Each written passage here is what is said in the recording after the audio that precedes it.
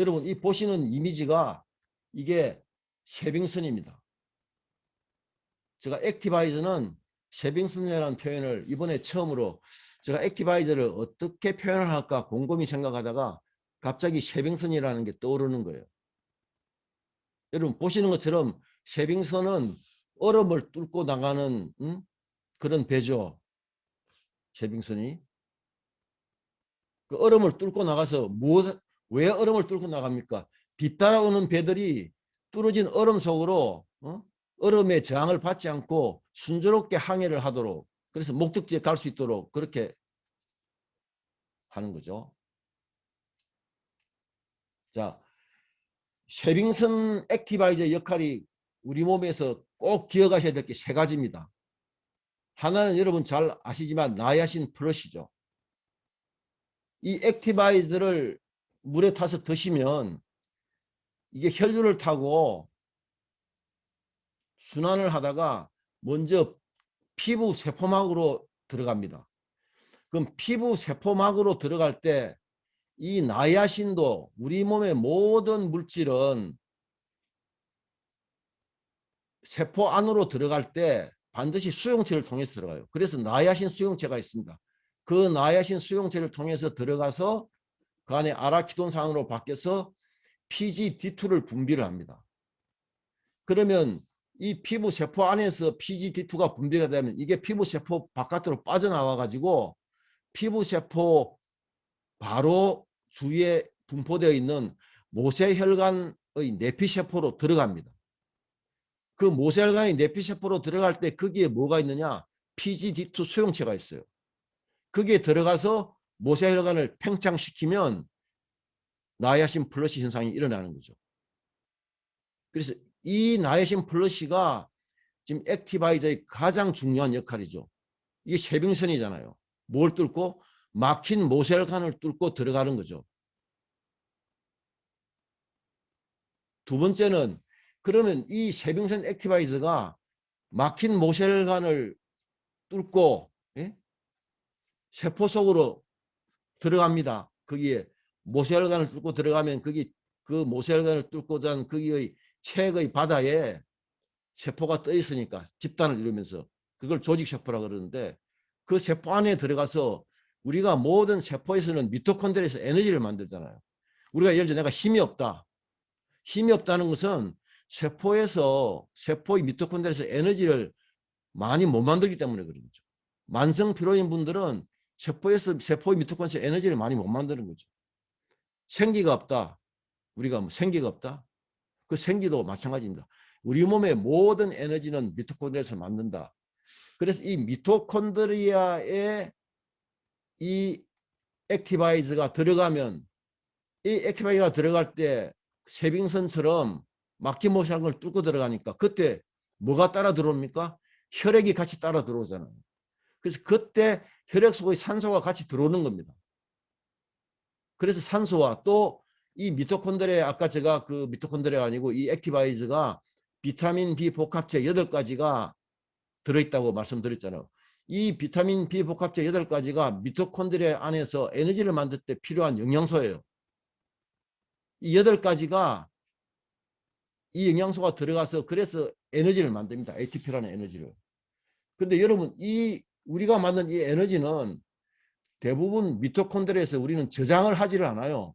수분내로 다 사용합니다.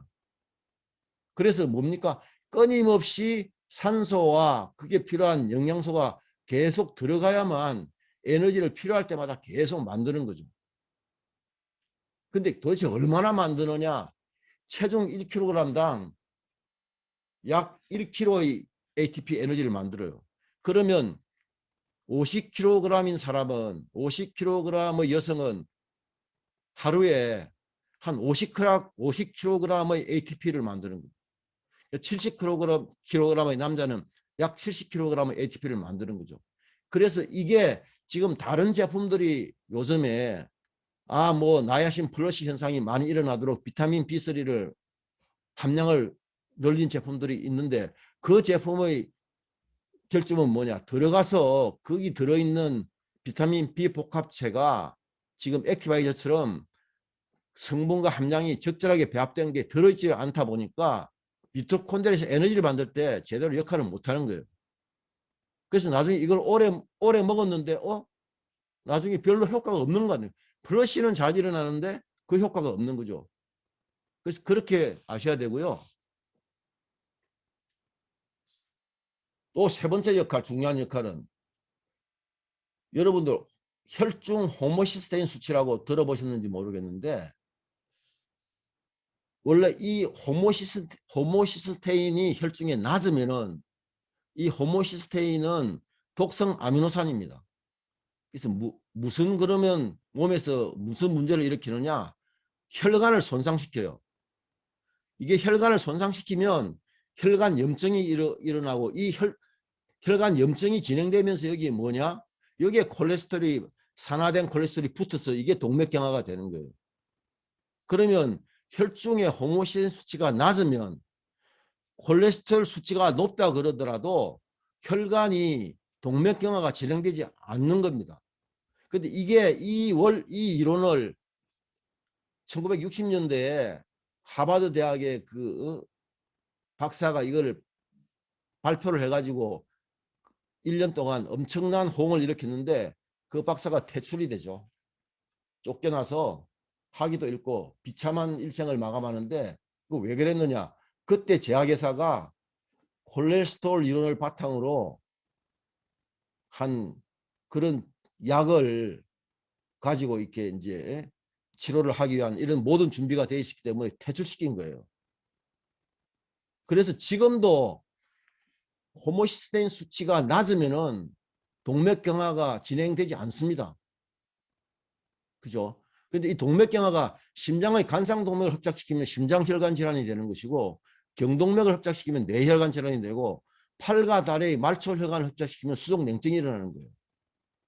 그런데 이 호모시스테인은 우리 몸에서 메치오닌이라는 아미노산과 시스테인이라는 아미노산이 서로 이 대사작용을 할 때 중간 대사 분자로 나타나는 게 호모시스테인이에요.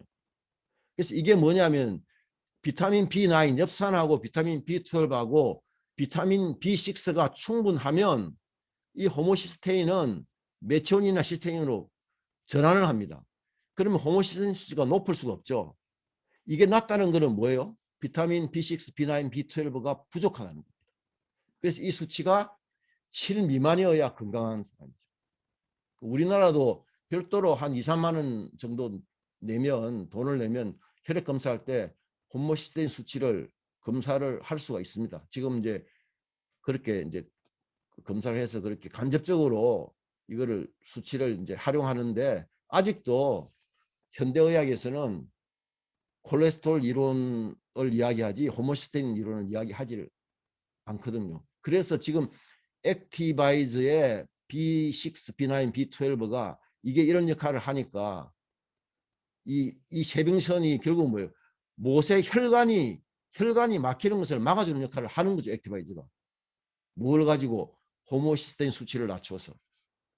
이 세 가지 역할을 하는 겁니다.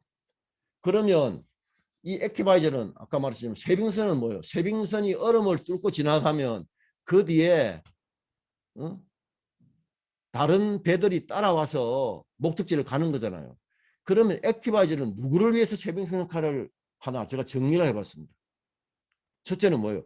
적혈구의 헤모글로빈에 산소가 실려 있잖아요. 그 적혈구 하나에 헤모글로빈 하나에 산소가 몇 개 있느냐? 4분자가 있습니다. 그런데 이 적혈구 7마이크로미터라는 직경 그 작은 적혈구 안에 헤모글로빈이 몇 개가 들어있느냐? 2억 5천만 개가 들어있죠. 그러면 곱하기 4하면 얼마예요? 10억 개죠.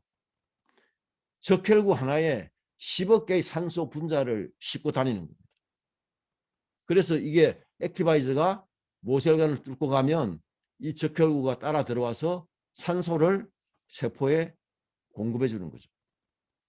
또 하나는 비타민, 미네랄, 지방산, 그 다음에 황산화제, 이건 표기가 좀 잘못됐구나.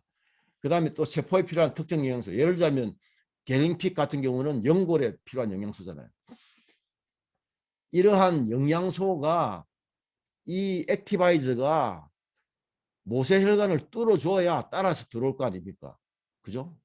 그게 그러니까 PM의 액티바이저는, PM 제품 액티바이저는 다른 PM 제품들이 세포 속으로 들어갈 수 있는 그런 쇄병성 역할을 하는 겁니다. 그래서 PM 제품을 섭취할 때도 반드시 액티바이저는 필수로 꼭 드시도록 추천을 해야만 효과가 있다는 걸 다시 한번 제가 말씀드리고요. 그러면 우리가 보통 모세혈관이 우리 몸에 약 70억 가닥이 있는데 우리 몸의 세포는 약 100조 개의 세포가 있죠. 그러니까 70억 가닥의 모세혈관을 통해서 100조 개의 세포에 무엇을 공급하느냐? 산소와 영양소를 공급하는 겁니다. 그럼 세포는 그 산소와 영양소를 가지고 대사작용을 하는 거죠. 더 넓게 이야기하면 생명활동을 하는 겁니다. 그런데 이 모세혈관은 나이가 들면서 서서히 막힙니다.